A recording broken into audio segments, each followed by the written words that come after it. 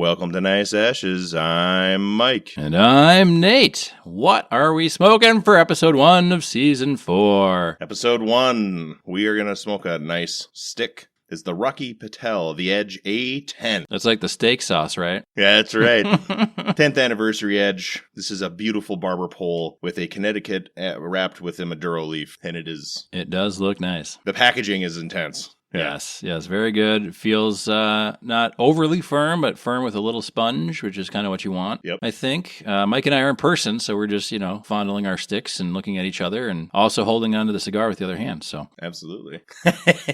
And we're both pairing this with some Guinness, and Mike has a little bit of coffee left as well. It's it's earlier in the day than we typically record, which is fine. It is. And the coffee is a Nicaraguan dark roast with a shot of espresso in it. Nice. I'm liking the first few puffs of this, Mike. Have you smoked this one before? I have to admit, I got these cigars at an actual cigar lounge. Okay. During my travels. Nice. And it was a place that looked like a head shop. And it was. It had, we talked about it. It had laughing gas and all these kratom and okay, yeah. things that used to be illegal like for the Delta sure. 8 stuff. Yeah. Like edibles and glass and all this stuff. But they had a massive humidor, probably the size of this room. Oh, nice. I saw them on the wall, and I was like, I have never seen those. So I bought like 5 of them or whatever. Yep, for sure. That was like a $170 cigar trip.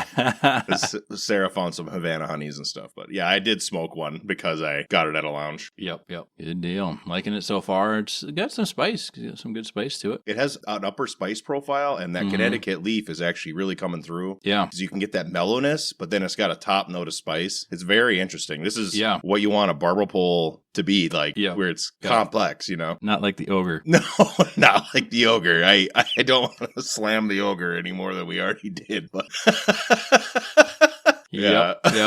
So, for the listeners, because we forgot, and I remember, we both rated the ogre as a 4, which for a cigar that cost $15? Wasn't that a $15 cigar? Yeah, it was somewhere between I think the $13.99 and $14.99 range, somewhere in there. That should be, I'm not saying it should be better than a 4, but we've smoked so many cigars that are $5 that are 4s and 5s. 4s and 5s, yeah. It's a little disappointing. It was a little disappointing, and, we did have the only other Asylum 13 we smoked we both loved so much that it probably colored our opinions of the cigars that they make, maybe. And if we came in with not as high as expectations, because it was a really good-looking barber pole. We loved the previous cigar we'd smoked from them. So our expectations, even if we weren't expecting it to be phenomenal, were, subconsciously a little higher probably than normal. It would have been, but that's the same for this. I'm a big fan of the Rocky Patel Edge series, and if this was bad, I would probably rate it a 2, Yep.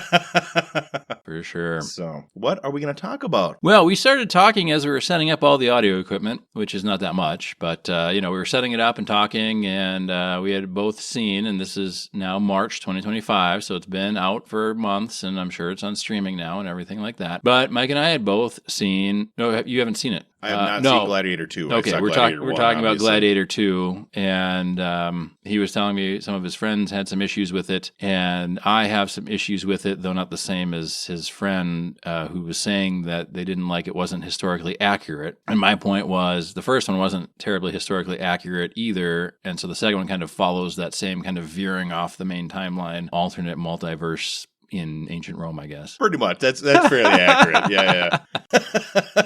And it's like historical fiction, Yeah, it's loosely historical based fiction, on so real people and things, but it's totally fine to veer off. And they're using real characters. From what I understand, Denzel Washington's character was actually a real character. Yeah. Obviously, this Lucius guy, the name is real, but he was real, but he died. Right. And then Maximus from the first one was kind of a similar to Jesus in some scholars' eyes, where he's kind of a culmination of multiple people that were alive at the time. Yeah. Maximus was, that's a good way to put it. Yeah, some scholars also believe that about the character of Jesus, where it was kind of, they took several traveling preachers and kind of molded them into one to kind of unify behind. Yeah, and that wouldn't be the first instance of that happening. Yeah. In the ancient period. History... Not trying to piss everyone off episode 1, but... No. History is weird because, Gladiator and Gladiator 2 take place in like the year 100 or something. So... 180 should be right in there. Yeah, somewhere in there because... so I went to go see Gladiator, and the night before I went to go see Gladiator, Gladiator 2. The night before I watched Gladiator 2, I was at home and I watched Gladiator Extended, and then I went and watched Gladiator 2, and then the night after that, I watched the extended cut of Kingdom of Heaven, so it was like a 3-night Ridley Scott night. Sure, and I like Kingdom of Heaven too, which I'm sure is not particularly historically accurate, but... Yeah, I mean, I don't know. I feel that it was less about the actual history. I mean, it takes place during one of the Crusades. It takes place 1,000 years after Gladiator. It's like 1100, something like that. Well, yeah, Saladin was a character. I think he was 1200s, 1100s. Yeah, so they take, I'm sure they take liberties as they always do. And I guess watch the extended. I'd never seen it before, and everything I read online was the theatrical's terrible. Watch the extended, which adds about 45 minutes, so you're sitting at a 3-hour movie. But it's got Orlando Bloom, Liam Neeson, other people that are famous that I can't remember right now. Did that one have Omar Sharif? I can't remember. Of course, now I'm going to be called names because I can't remember who played Saladin, but I thought it was Omar Sharif. Yeah, there was a great cast all around and a good story. I don't know that I'll watch it again because of it, because it's 3 hours and it's not as exciting as Lord of the Rings Extended, so probably devote my longer movie nights to that. But the point is, in the first Gladiator, and this is where I really want Mike's opinion because this is the part that really kind of got me going against Gladiator 2. Gladiator 2 is a fine movie. The battle scenes are great. The CGI is not great, which is kind of silly because one of the trivia points for Gladiator was Ridley wanted to use a rhinoceros, but they didn't have any trained rhinoceros. CGI wasn't good enough, so they used the tigers in the Gladiator ring for the first one. Now CGI should be good enough to render a believable rhinoceros, and yet they chose not to. So... what do you do? That's an interesting criticism, I guess, or whatever. I had less issue with the rhino. I had more issue. I mean, the rhino was not, but they put sharks in the Colosseum, and the sharks looked really, really fakey. And it reminds me of that scene in Indiana Jones and the Temple of Doom, where you've got that bridge. It's 500,000 feet above the ocean in this, or not the ocean, the river in this gorge. It's not really 500,000 feet, but it's like way up there, right? And they got this rope bridge across this canyon. Way down, there's like real sharp rocks and a river. And you're like, well, hitting water at that height is concrete. You're going to die. And what did the filmmakers decide to do? They put in a bunch of alligators twisting and gnashing their teeth down there as if like the two things that would kill you, the rocks or the water, you need a third thing to make it more dangerous. So you, the viewer at home, knows it's bad to fall off of this thing. Yeah, you got to up the danger level. That's what they did in Gladiator 2 is they had like little ship replicas that they rode out into the thing, and they had like 15 great white sharks CGI swimming around terribly so that if you fell in the water, the shark would get you. And it's like, well, you probably already have like an arrow or a sword through your skull, so right. How much of the shark do you need? And I don't know if that's historically accurate. How would they catch sharks? I don't know if the sharks are historically accurate. I know that they did flood the Colosseum. Oh, I know that too. I just don't know that they put sharks in there. They did have Greek fire, and they did use Greek fire in the Colosseum, to my understanding, which we don't know the exact. It's kind of like ancient napalm. Okay. So they would light the ships on fire, yeah, and they would light the top of the water on fire. Yeah. That would have been cooler to see. Right, and that would be, slightly more accurate. Yeah. So in the first Gladiator, and Mike, you can tell me if you remember differently, because I had a little discussion with my buddy, where he was leaning one way and I was leaning the other way. Is it Lucilla? His Commodus' sister. Yeah. Yes. Now, her son Lucius. Yes. She kept saying his father is dead. And in one of the very first scenes that we see her, it's on the battlefield when Commodus and Lucilla come to the battlefield to see Marcus Aurelius, the general who's dying or being killed.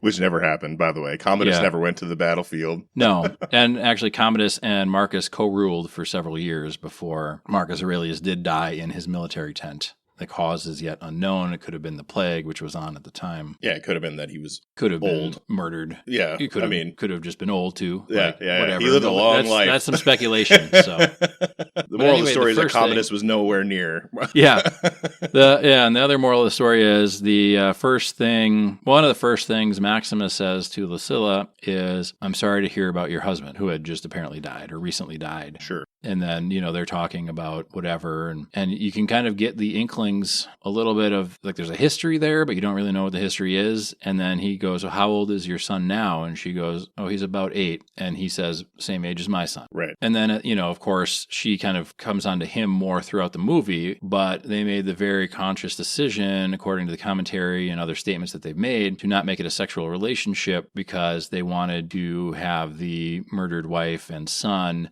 and him trying to get back to see them in the afterlife, the forefront of the story, and not trying to do some sex intrigue, or they wanted him to be, unlike the rest of Rome, which is pure and morally straight and whatever, Right. They wanted Maximus to be the only good ideal guy in a bad system. Yeah. And that fits for the movie, right? And in the second one, so we know Lucius is 8 in the first one, according to the dialogue in the first one. Right. In the second one, Lucille is saying, oh yeah, when Maximus was doing all the Maximus stuff, Lucius was only 12. So they're adding 4 years onto him. See, that to me is problematic because now you have have a history that is a canon, if you will, in your fake universe. Yeah. Like, if you can't follow your fake rules, you have to have rules in your story. Why are you making a second one? Yeah, otherwise nothing makes sense. Yeah, and so then they not only doubled down, but they quadrupled down on saying that Lucius is, honest to God, Maximus's son, which had been a fan theory since the first movie came out, but there was no real proof. And my buddy was saying, like, well, at the end of the first one, he asks if Lucius is safe, so it must be his son. I said, man, this is a guy that lost his wife and his child, and he has no child, and his dying thoughts are of his child, and he's going to ask about somebody else's child, especially since that child came and saw him in the gladiator cage, right? I agree with your interpretation. Yeah.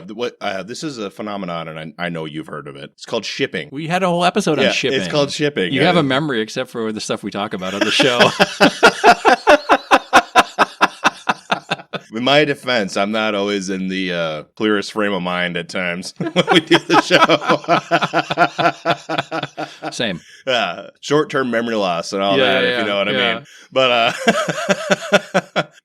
shipping. Shipping, it's shipping. That's not cool. Where you want characters that don't have anything going on, but you want them to be in a relationship, and then you create a whole like fan fiction story of that. Sometimes just in your head, it's not really like a full story to be published, but you're just like, oh, that'd be so hot if those two were like... Oh, sure. In Harry Potter, when we were younger, that was a huge... The shipping was a huge online fan fiction writing thing, which I used to read Harry Potter fan fiction. So there you go. Used to? What's that over here on the table? Snape's secret chamber. Yeah, Snape and Hermione, everybody. It's real.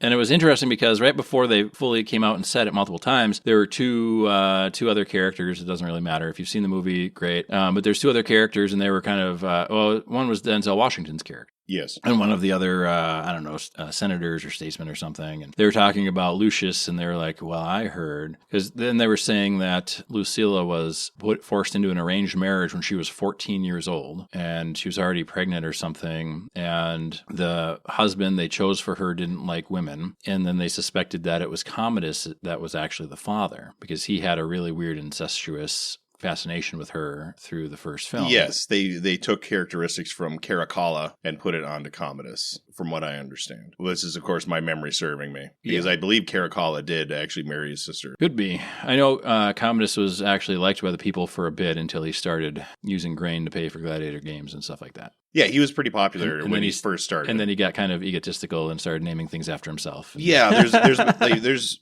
speculation that he might have had like a disease that caused him to lose his mind somewhere during the middle part of his reign, because he was emperor for like 10 years. Yeah. He continued doing the Marcus Aurelius stuff for the first like 5 years, and then it went downhill. Yeah.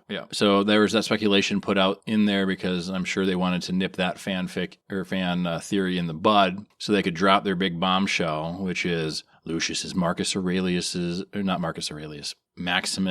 I can't remember the full name. And it's weird because every time they say anything about Lucius's father, they use Maximus's full fucking name. Right. The full one, not just Maximus. The full one. And it's very kind of like distracting because you're sitting there and then it's like, okay, Lucius's father is Maximus, blah, blah, blah, blah, blah, blah, blah, blah, blah.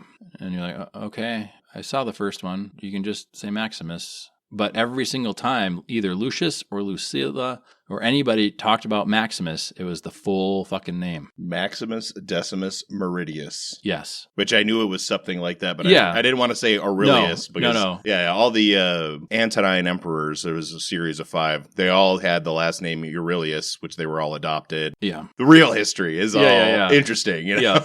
Yeah. Way too confusing to put into a movie. Probably, yes.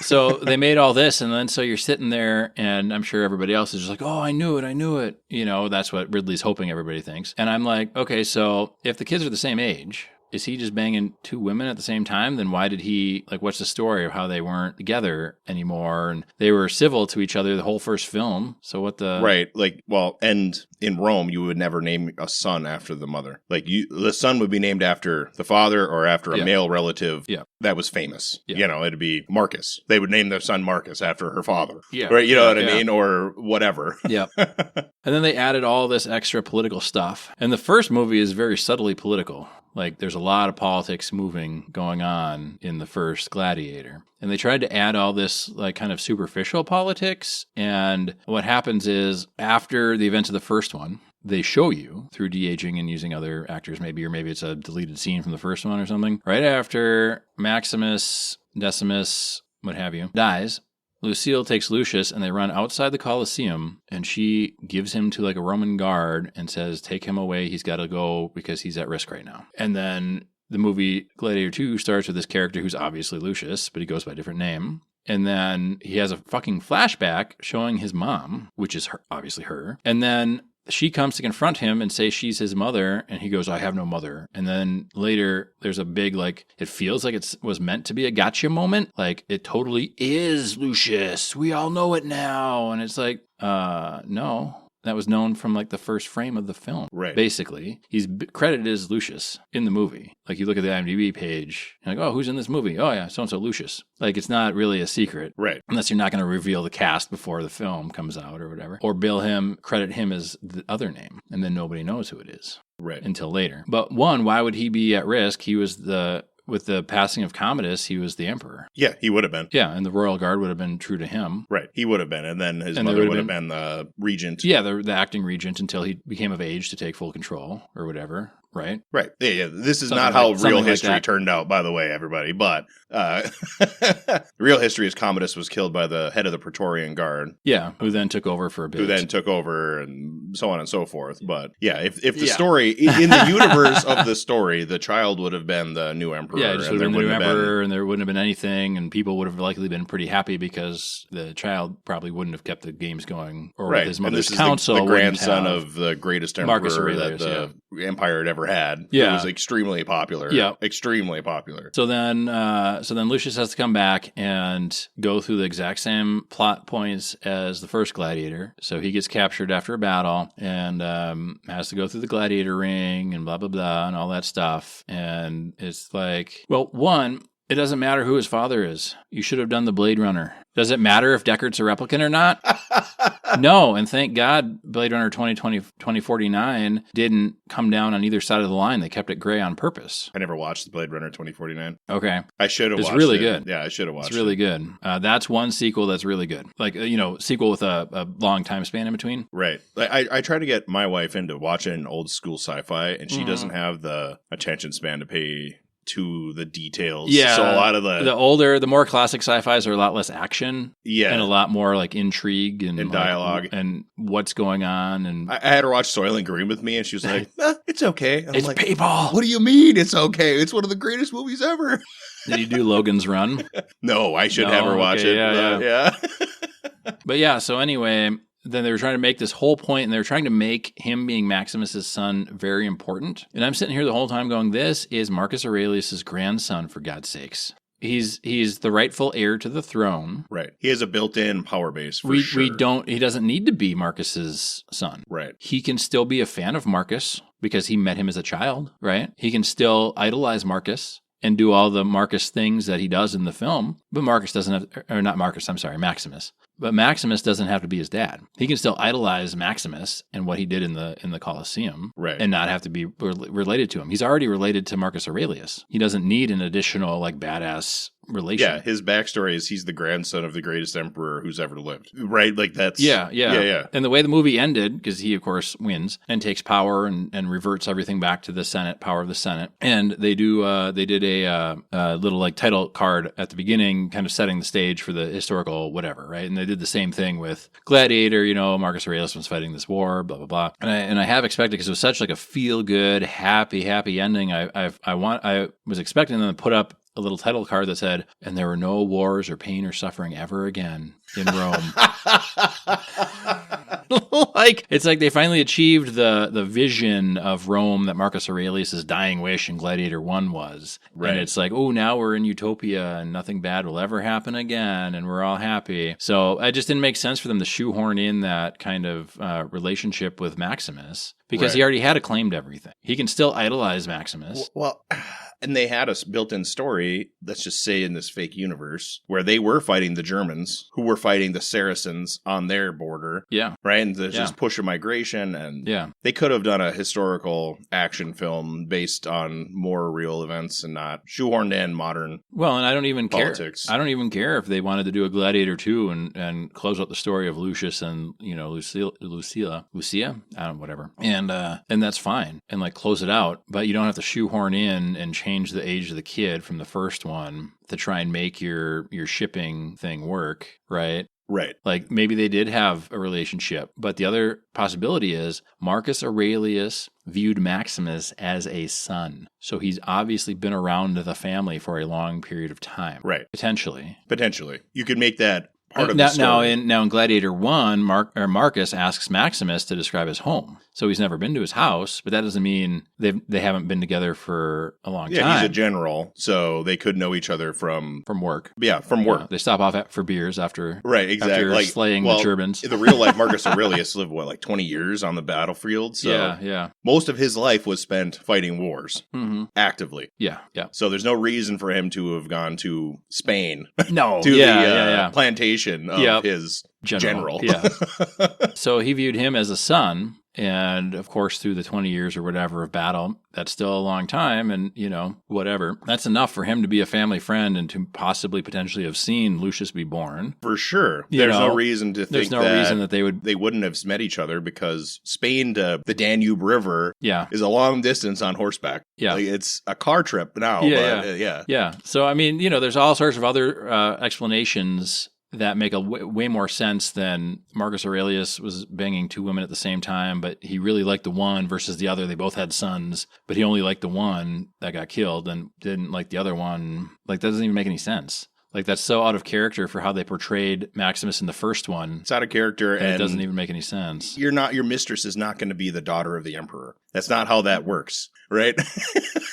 Yeah, it's the other way. It's the other way. Yeah, the other way is how it works. Yeah. So at any rate, Gladiator 2 puts a bad taste in my mouth because it's like trying to drag Gladiator 1 through the mud a bit. Sure. Or like there's not being faithful to his own story in the first one. Right. Gladiator 1 is on the edge of being a classic film. And Gladiator 1 doesn't need a sequel. No. Just like, guess what else doesn't need a sequel? Braveheart. What are they going to do? They're making a sequel to Braveheart? They're not making a sequel to Braveheart. But like, it's like your main character from your movie dies. Let's make a sequel. Right. Who wants to see that? What are you going to make the sequel is about Robert the Bruce? Right? Like, I mean, it's the same with Gladiator because Maximus dies.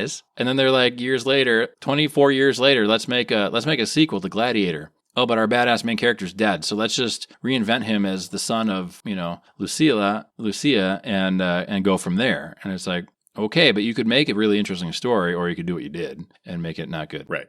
And people, this is a total aside, I guess. Yeah. They criticized the grandson of the emperor marrying some random woman who's the only woman in the Roman army. Which, at the time, the Saracens were still active, and they did have women in their armies, most likely, right? It's pretty rare. Yeah, well, and I did read that the female archers in Gladiator 1 riding on the chariots was historically accurate. Oh, they did have female archers. Yep. Oh, yeah. It's not that they didn't exist. It's that it's rare in the historical record to have it happen. Yeah. So we've been talking for about half an hour about Gladiator 2, which is actually not the topic of the episode. But we're going to get there. And you got some weird canoeing. I got some weird. It's uneven. The first half of the cigar, I kind of didn't rotate it. So it's my fault. So now I'm kind of smoking off. I'm getting it even by smoking. Yeah. You want to? I'm going to get a picture. You get your face in there. People want to see you.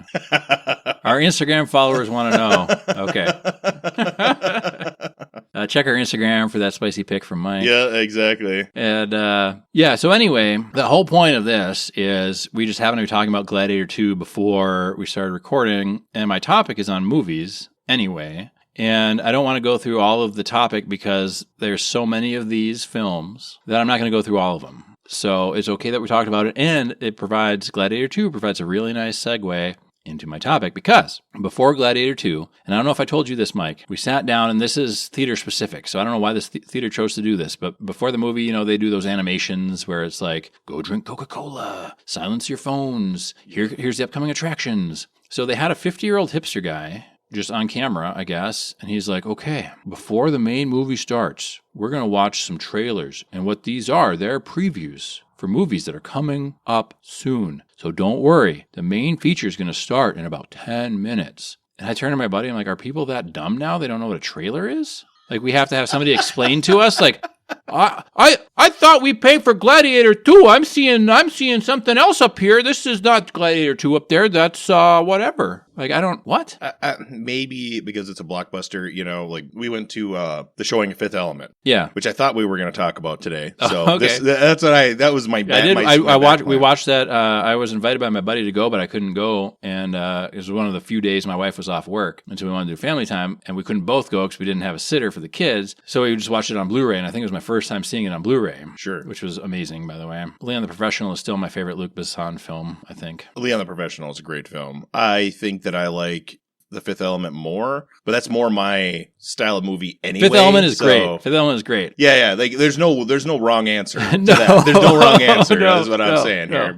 And we talked about that off air. A little bit. Yep. But anyway.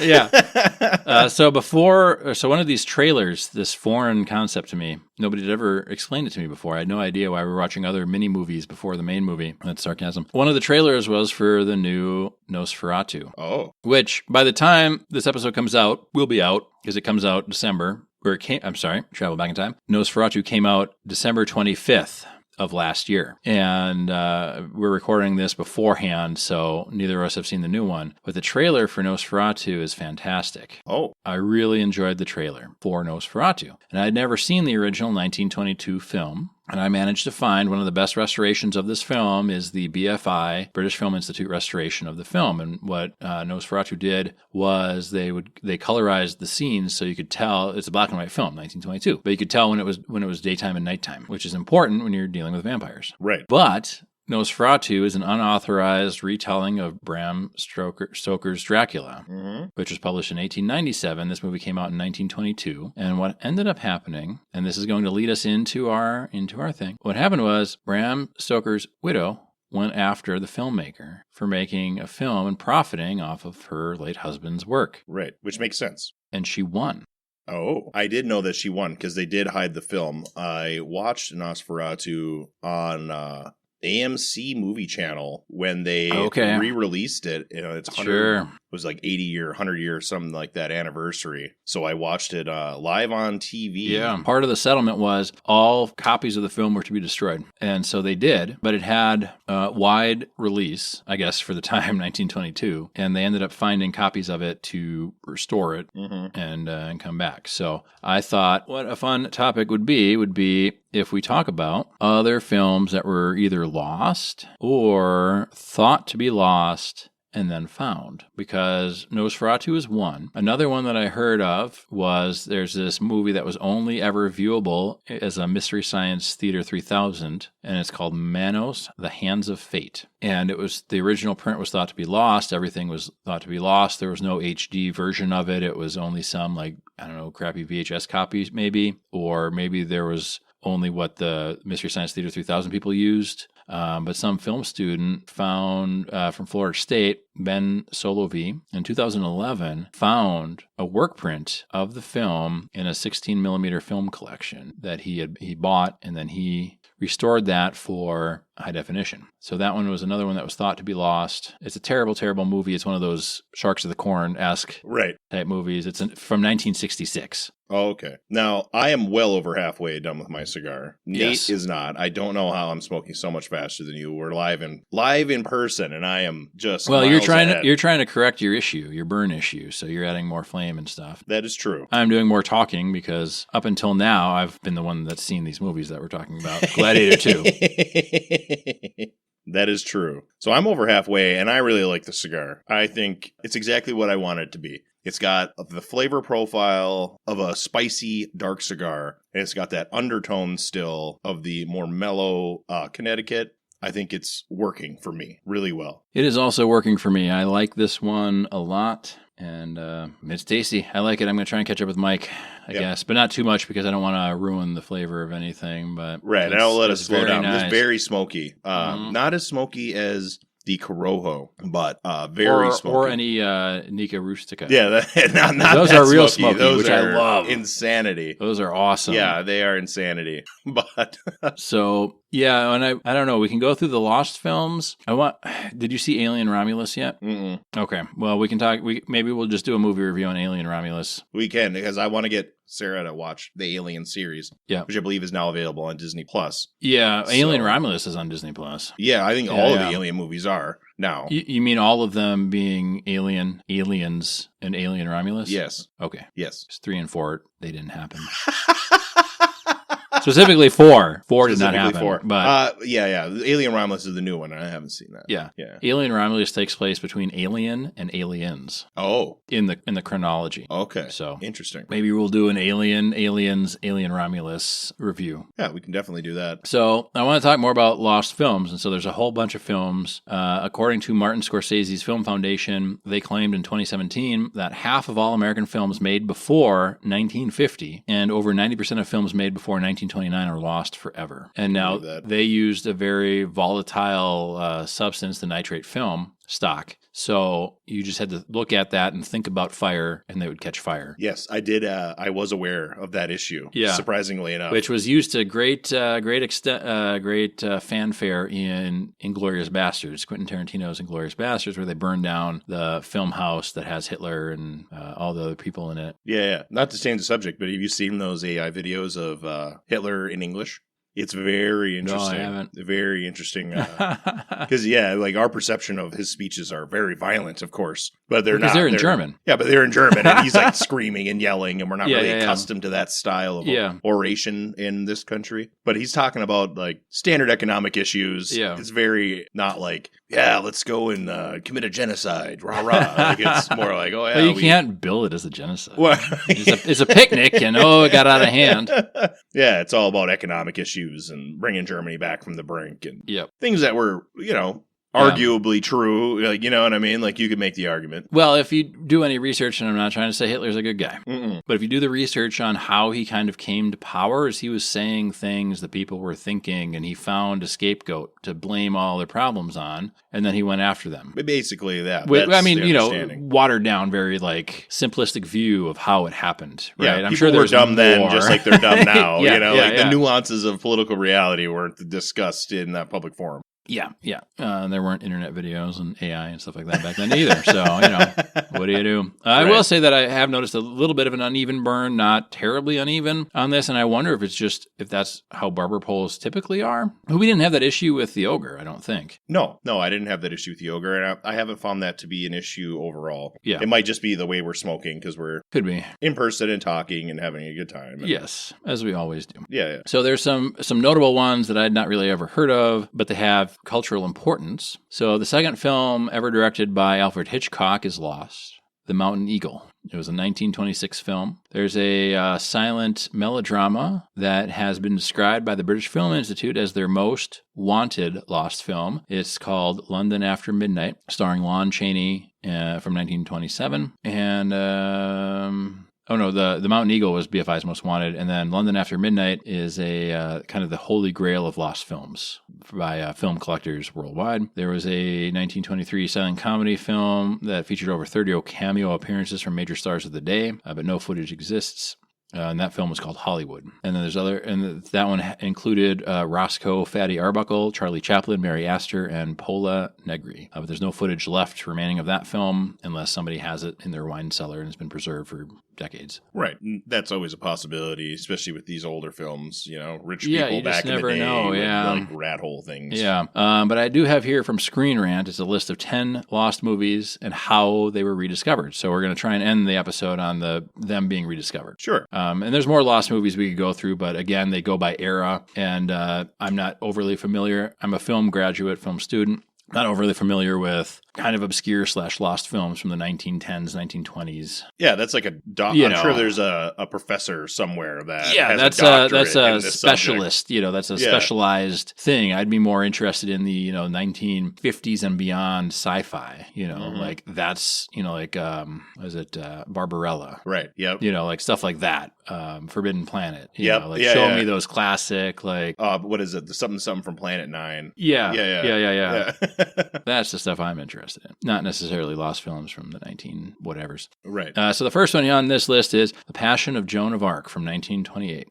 I guess it's one of the must-watch movies from the silent film era. I really like Charlie Chaplin's Gold Rush, but it's important because he pulled a George Lucas on it. He kept re-editing it and he added sound to it once sound was a thing. If you get the Criterion or Criterion, however it's pronounced, Criterion Collection.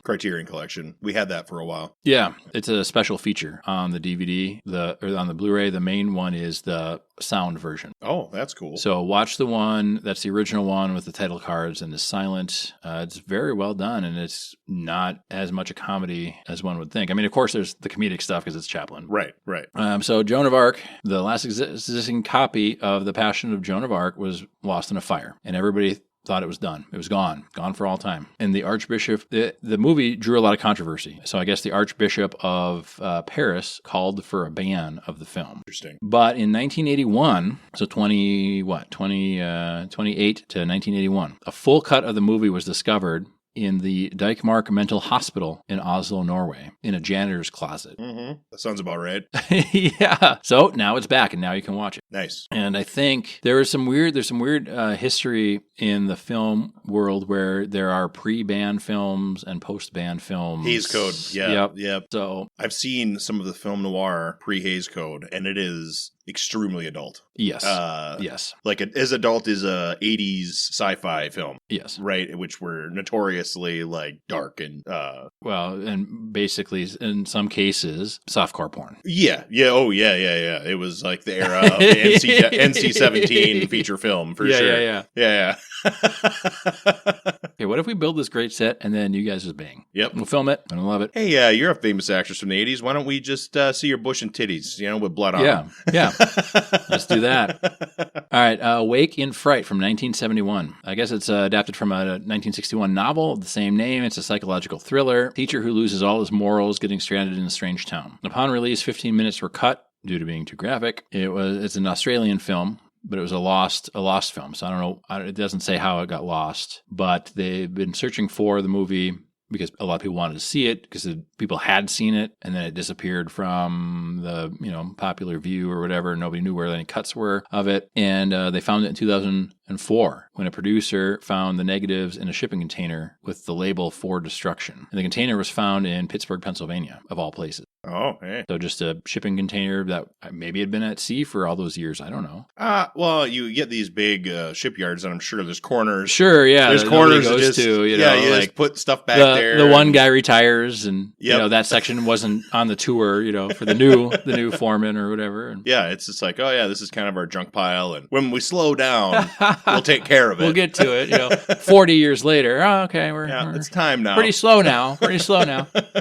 The The next one is Incubus, and it looks like it's a William Shatner film from 1966. It's a remote village, and there's a well in this remote village that can heal the sick people and make people more beautiful. So a little bit of like kind of fountain of life, fountain of youth type of thing. It's a unique film, and everybody mourned its loss. It was one of the few movies ever to be filmed in the constructed auxiliary language of Esperanto, but it came without subtitles. So they made up a language, didn't give subtitles, so the audience had to figure it out what was going on for themselves. But a copy was found at the Cinemaque, I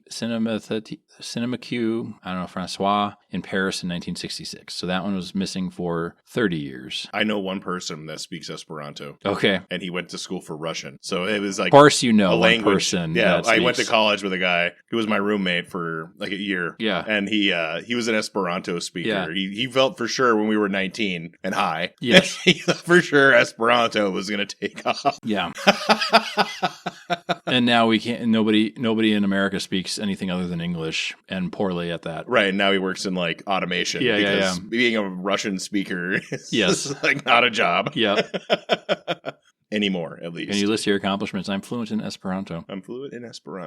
So, and of course, nowadays, I'm sure if you found this movie, you could find the subtitles online that would translate to English. And that's one of the great things now is you can watch all these foreign films and find these subtitles for these films, even though sometimes these subtitles fall outside into like a gray area in the law. Like, is it legal to download subtitles for a movie? There's some concerns around that as well. So interesting. A Japanese film wouldn't exist without subtitles, that's for sure. Well, not the subtitles on the thing, but if you don't buy it from them. But the other issue is up until pre-Blu-ray, and some films are still currently only on VHS, far and few between, or DVD, and a lot of them haven't been upscaled for 4K or 1080 Blu-ray, and DVDs all had different region codes. Yes. So you couldn't play a Chinese DVD, even if you bought it legitimately. You couldn't play it on an American player unless you modded your player, which voided your warranty, and that's legally questionable as well, or bought a Chinese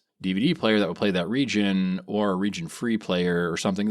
So it was a whole kind of thing to try and get this stuff and to consume this media, which is kind of a shame because, most books are translated into many different languages, and you can pick the translation of the book you want. Like Marcus Aurelius' Meditations, to go back to the beginning of the episode, there's countless translators out there. Yeah, and there's free versions that are 100 years old. And there's... So anyway, cool thing is if you want to watch it and you want to know what's going on and not make it up yourself, although I'd probably watch it as intended without subtitles to try and figure out if I can figure it out. That's weird, huh? Filmmakers trust the audience to be smart enough to figure out what's going on without subtitles? That's a very antiquated and I had to go and have some 50-year-old hipster tell me what a trailer was before I watched the movie. The next thing you know, somebody's going to be trying to put a triangle into a square hole and shielding their answer from me. Well, some of us have an IQ of 150 in the year 2500. That's true. All right, the next film is from 1916. It's a propaganda piece called Zept and Charlie Chaplin. Charlie Chaplin propaganda movie. It's not particularly a good movie, they say here, but it chronicles the German Zeppelin World War I attacks in Britain. So I guess even if it's not a good movie, it's a propaganda film, of course, so it's going to be heavily slanted. But, historically. Seeing any kind of Zeppelin attack filmed would be amazing, I think. Especially from the era. They'd have insights that we would lack, obviously. Probably used real fucking Zeppelins. I don't know where CGI was in 1916, but it was likely better than Ridley Scott's Gladiator 2 from 2024. Well, it's trying to remember because there was Chaplin, Harold Lloyd, and Buster Keaton, and it was Buster Keaton. There's a movie I think it's called Little General, and he's a train engineer running a train, and they actually did the finale of the film was the train does a jump off of a bridge into a river gorge, and they literally did it. And the train stayed in the river gorge until they needed to pull it out to make ammunition for World War II. That's crazy. So, of the era, they really did things. Some of the Harold Lloyd stuff where he's crawling on a clock tower was filmed in front of a mat and stuff. But, Buster Keaton did more of the crazy mathematical stunts where he'd build a house and then he'd walk away from it. There's a tiny little window up top and the whole wall would fall down and it would very famously. Yes. Very famously. Yes. Yep. So they all had their own little like silent picture shtick or whatever. Exactly. Harold Lloyd would do crazy dangerous like climbing stunts and other things, and Chaplin. And anyway, great if you find, like, I have the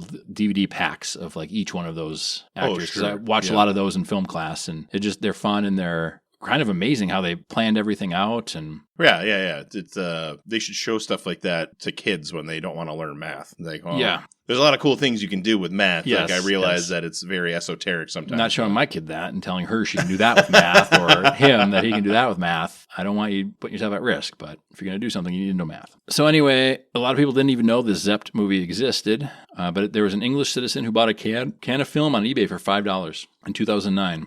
And what was in there? This 1916 Charlie Chaplin film, Zepped. Nice. So you can sometimes have good finds like that. The trouble with a lot of these older films and stuff that's actually shot on film, and this is kind of a little PSA for anybody out there who has home videos on particularly VHS and other stuff, or like the Mini 8 or the High 8, any kind of those magnetic tapes, get those converted as soon as humanly possible. Even on VHS, when they had the big VHS camcorders, get those converted as soon as possible, because those magnetic tape degrades so fast, and it degrades every single time you watch it. Yep. So there are services out there. I'm not going to go into all that. I had I think it was 16 millimeter film of my grandpa doing something before he was fire chief, even at the fair in Oshkosh, and it was 2.5 reels of film. And I was like, well, I could buy a projector, but if the projector fucks up, it's going to burn a hole through the thing. So I went and spent the money and had it scanned to 4K. Sure. And it was like $500, but now I don't have to worry about it. Right. Like, it's there. It's preservation. I'm trying to find the script. I've been trying to, because the program or whatever, because they obviously were doing, like, they did a whole like clown show and burning buildings and stuff like that. And kind of like, not quite like the scenes in Dumbo where the clown firemen come out of the car and try and put out the burning house and the elephant flies. Right. I didn't see any flying elephant. Grandpa, you let me down. No, I'm just kidding. But that stuff all degrades, and I was like, I could run it through a projector to watch it, but I run the risk of scratching it, damaging it, burning it, because those lamps are hot for those old projectors. Right. And they don't make new projectors. So the next movie is Tarzan and the Golden Lion from 1927. Nice. It was one of the earliest ever on-screen portrayals of Tarzan. It was a box office success, but after it dropped out of circulation around the theaters, no copies could be found. The star was James Pierce, and that was like his career-defining role. He spent most of his life trying to find a copy of it, but he couldn't. In the 1990s, a stack of silent films was found, of all places, inside a French asylum, and one of them just happened to be Tarzan and the Golden Lion. So that's like, what, 2 or 3 like French asylum films being found? Yeah, they must have had a pretty extensive system back in the day. And that is Burroughs. That's what I thought. I looked it up. Yeah. He wrote the John Carter series as well. The Barsoom series, which I've read all of. Oh, okay. Which are fascinating. I haven't had time to read Tarzan yet. Yeah. I'm going to get there. I like the old Pulp Fiction sci-fi novels. One time my wife and I were camping, and we went into the town, a small town. There's a garage sale, and for like 50 cents, I got 2, like, I don't know what you would call it, like the golden era sci-fi books. Like one was like Steps of the Sun or something, and it was like not overly anything fantastic, but interesting to read, like that old of a vision of what the future and sci-fi might be like. So I love the hokiness, and having read all the Barsoom, like, it's racist, it's like the character is a Southerner from the Civil War, and he meant it. Yeah. It was not states' rights issue for him. All right, the next one is The Sentimental Bloke from 1915. I guess it's considered the greatest Australian silent film of all time. Follows a man who vows to quit gambling so he can focus on his factory job. But he falls in love with a woman and is just about to become happy, and he faces competition for the same woman from another man. There's a fire that destroyed the Melbourne Film Library. The Sentimental Bloke was considered to be a lost film, and the original negative was discovered in 1973 at a film archive in Rochester, New York. Nice. That one is a makes sense story. Like, that makes more sense than finding it in the toilet of a French insane asylum. Or whatever. But it took so long to rediscover this because bloke wasn't a popular word, or maybe still isn't, in America. And so they assumed that somebody titled it, instead of writing The Sentimental Bloke, they labeled it The Sentimental Blonde. Oh. Because they just maybe it's all hand, they don't type out printed things for these. They just hand label them back then. And they handwriting must is have notoriously different. Prone to interpretation of the reader.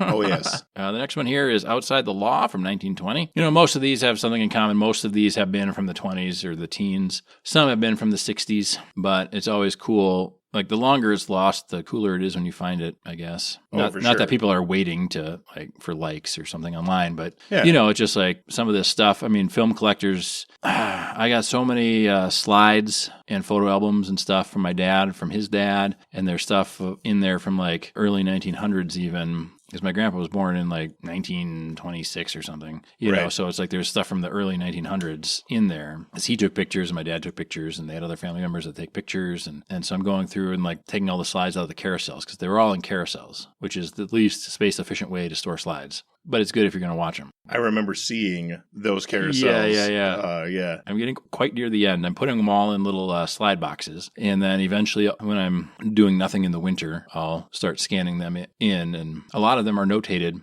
which is great. But the ones that aren't notated, then I can like send the digital to my dad or make a shared album and say, Dad, put in notes if you know these people or what they are, and then kind of preserve the family history, you know. Right. Not much to do with the film, but again, it's just, if you have a film collector and they were pumping these movies out back then, like the studio was like, just pump them out. We've got so-and-so on contract for X number of years. Let's just make as many films with this person, this star as we can. And some of them were box office hits and some weren't. And then, in the, probably the 50s, 60s, they started having home video recorders and things, and people could do their own home movies on 8mm and 16mm and eventually VHS. And, you could potentially have, a major film director that made a bunch of films before he was backed by any studio, or he or she. And absolutely. That makes all the sense. It's kind of like the iPhone film craze of the 10s. Yes. So the next one here is Outside the Law from 1920.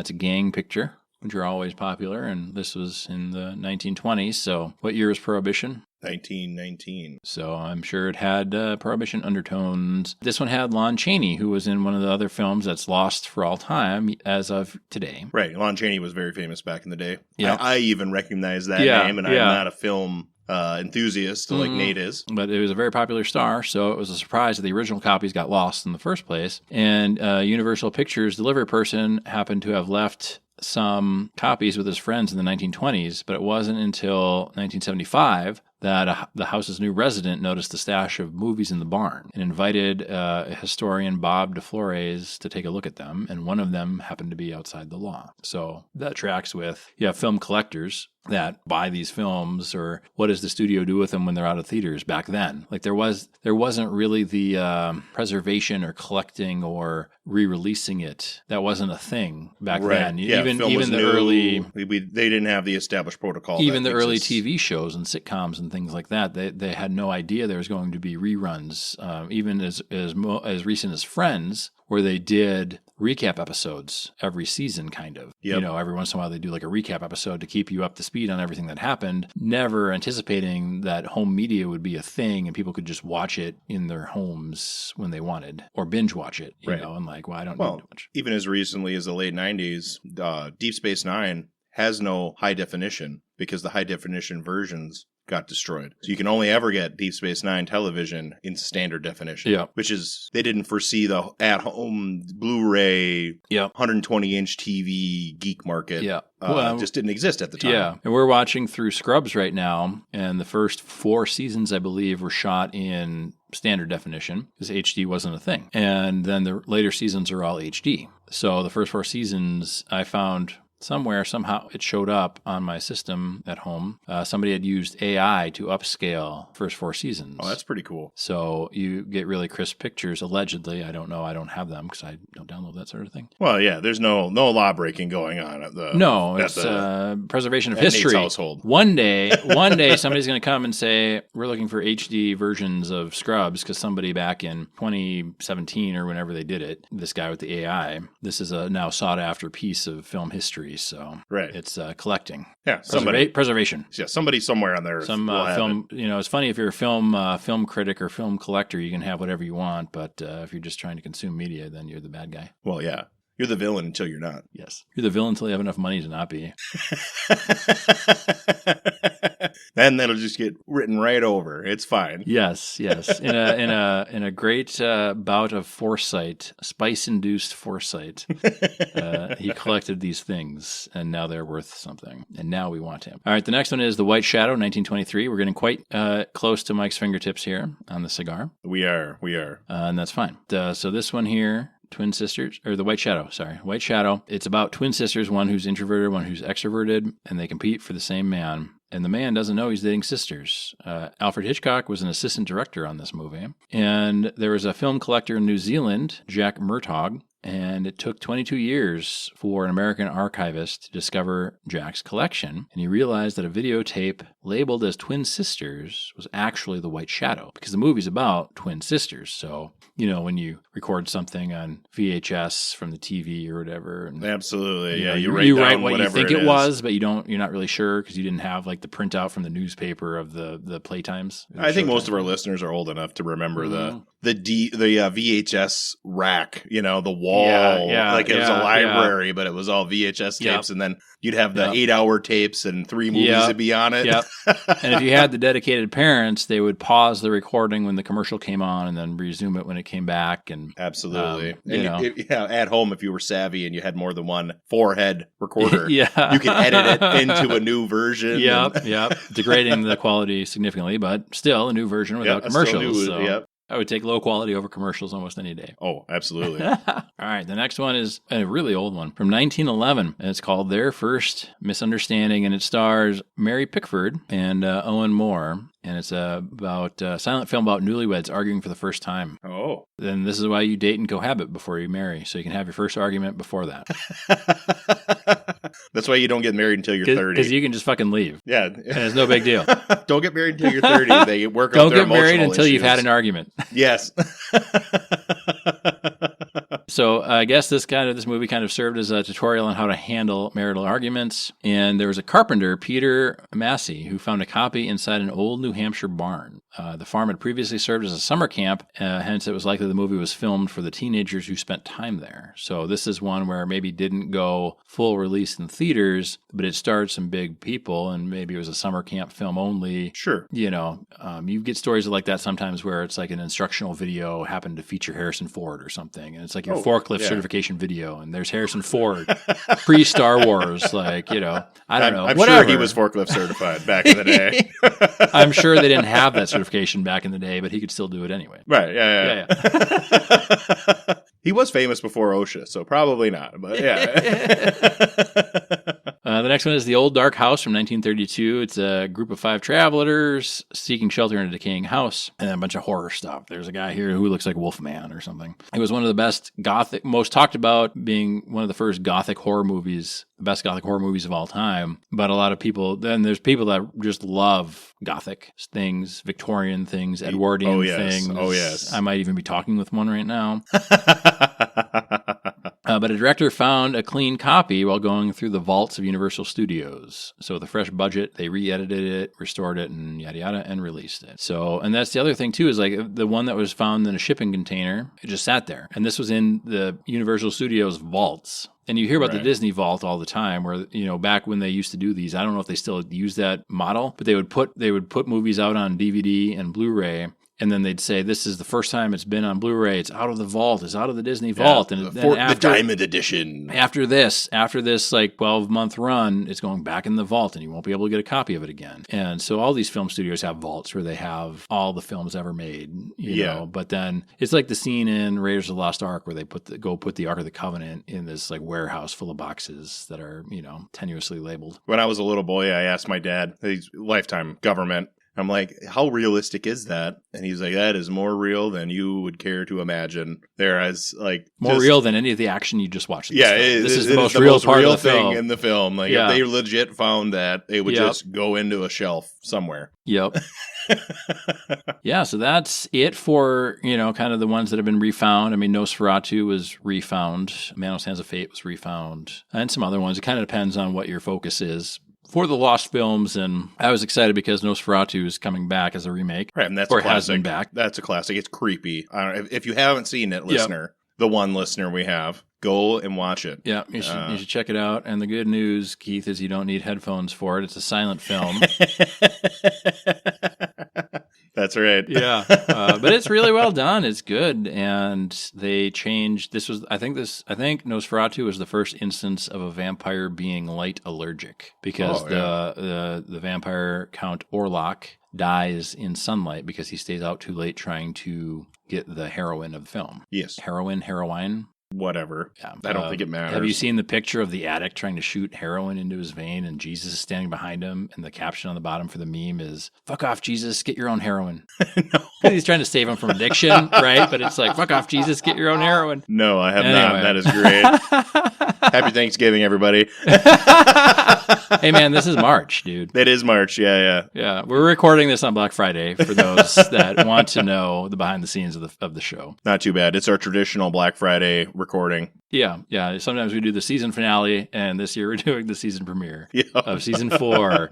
So get ready for next Thanksgiving. Go on your diets, which statistically all of your New Year's resolutions have been abandoned. So congratulations, returning back to normal life. But eat a little less over the year so you can eat extra next Thanksgiving. That's right. What do you think of the cigar, Mike? Are you going to bring up the sheets? Or are you going to add my I got the sheets here. I'll add your score in. I'm putting it as a 5. Solid 5. Yep. It's not life-changing, but it is everything I wanted it to be. Yes. What I expected. It did not disappoint. It was as good as I wanted it to be. Yep. The Rocky Patel Edge series is legendary in my household. I cannot recommend any Rocky Patel Edge enough. And if you happen to come across this cigar in your travels, I would pick one up. I'd pick up more than one. Yep. Throw them in the box. Yep. You can bring them out for a special occasion. They look cool. Yep. They're going to smoke perfectly. I would say it's a slightly more complex smoke than we normally do because of the barber pole. Yeah. Oh, it's but it's very good. It's not one of those yardsticks that we talk about. No, it's not a yardstick. This is something that you'd bring to a party, give to somebody as a gift. It's a very good cigar. Yeah. Very good cigar. It's a very good cigar. That's great. Thanks for listening to our season 4 premiere first episode. Keep listening. We got a spicy pic of Mike and his cigar for the Instagram, so check that out if you haven't followed us there. Our Patreon's going strong. Check that out. Even if you don't financially contribute, we'll post things on there for everybody sometimes. I'm thinking about getting some more polls going, maybe like some polls from the listeners, what we should smoke or what they want to hear about, or if there's something cigar-wise you might want to learn about, we can definitely talk about it, and yada, yada. Give us a review on one of the platforms, please, even if you hate us, because that will help the algorithms, because really in life, all we're doing is fighting AI all day, every day. Be safe, have fun. Thanks for listening.